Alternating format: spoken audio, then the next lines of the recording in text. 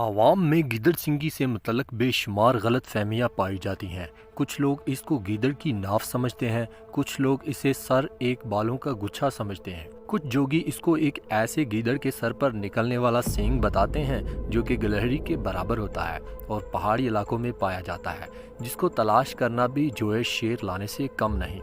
इसके बारे में मशहूर है कि ये जिसके पास हो इसकी किस्मत बदल जाएगी, इसको हर तरह से माली मदद हासिल होगी।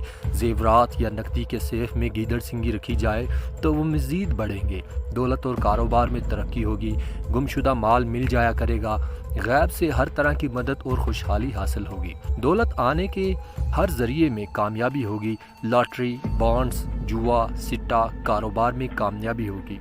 अक्सर लोग समझते हैं कि गीदड़ सिंगी का ताल्लुक हिंदुस्तान से है और इसे हिंदू तांत्रियों ने दरियाफ्त या ईजाद किया, लेकिन हमें हिंदू मज़हब या तारीख़ की किसी किताब में गीदड़ सिंगी का जिक्र नहीं मिलता।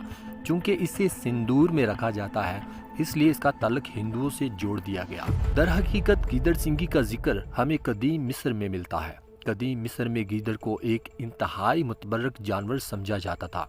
इनके एक देवता का नाम अनूबस था, जिसका सर गीदड़ जैसा और बाकी जिस्म इंसान का था। आपने अक्सर कदीम मिस्र के अहराम और दूसरे कदीम अमारात की दीवारों पर मुनक्कश शुदा तहारीर और शहीबात में इन देवताओं की तस्वीर देखी होगी। इसी तरह कदीम मिस्र में बिल्ली को भी इंतहाई मुकद्दस जानवर ख्याल किया जाता था। मिस्री लोग गीदड़ सिंगी निकाल कर हनूत कर लेते थे और फिर एक ख़ास मर्तबान में रख कर अपने ख़जाने में रखते थे। इसी तरह ये रस्म चलती हुई हिंदुस्तान और तमाम दुनिया तक भी पहुंची। ज़माना कदीम से लोग गीदड़ सिंगियाँ हनूत कर लेते थे। राजा, महाराजा और बादशाह इसे अपने खजानों के दरमियान रखते थे। कहा जाता है कि जब गीदड़ सिंगी 100 साल का हो जाता है तो इसके सर पर सींग उग आता है, या ये कि ये सींग सिर्फ गीदड़ों के सरदार गीदड़ के सर में पाया जाता है। लोग इस चीज़ को बहुत मिन्नतें करके जोगियों और मलंगों से खरीदते हैं और खरीदते वक्त इस बात का ख़ास ख्याल रखा जाता है कि ये जिंदा हालत में हो, और फिर बड़े प्यार और इज्जत से इसे सिंदूर और खुशबुओं वाली एक छोटी सी डब्बी में रखते हैं।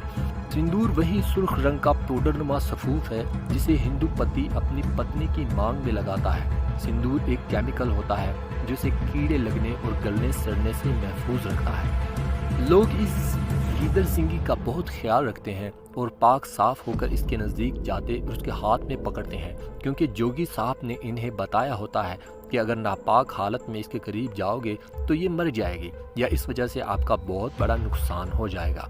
असल में गीदड़ सिंगी वाकई गीदड़ के सर खोपड़ी से हासिल होती है। ये बिल्कुल जिल्द के नीचे मौजूद होती है और इसे इसके सर से काट कर अलहदा कर लिया जाता है, इसीलिए इस चीज़ को गिर्द बाल भी महफूज हो जाते हैं। गीदड़ सिंगी कैंसर ज़दा ट्यूमर सेल्स हैं जो कि गीदड़ों के सर में एक बड़े दाने की तरह उभर आता है, जिसमें थोड़ी सी सख्ती भी आ जाती है। गीदड़ के सर से अलग होने के बावजूद इसके बढ़ने की 2 वजूहात हो सकती हैं। पहली वजह ये कि कैंसर वाले सेल्स इस गीदड़ सिंगी मौजूद होते हैं जो कि एक दूसरे को खाकर बढ़ते रहते हैं, जिससे महसूस होता है कि गीदड़ सिंगी बढ़ रही है। इसके बढ़ने की दूसरी वजह ऑक्सीजन की गैर मौजूदगी में बैक्टीरिया की ग्रोथ का जारी रहना या इनकी तादाद का बढ़ते रहना भी हो सकता है।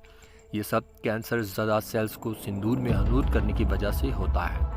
कुछ भीख मांगने वाले जोगी और सपेरे भी लोगों को गीदड़ सिंगी के नाम पर चूना लगा जाते हैं। सोचने की बात यह है कि अगर गीदड़ सिंगी फ़ायदा मंद होती तो वो खुद खुशहाल होते और दर बदर भीख ना मांग रहे हो।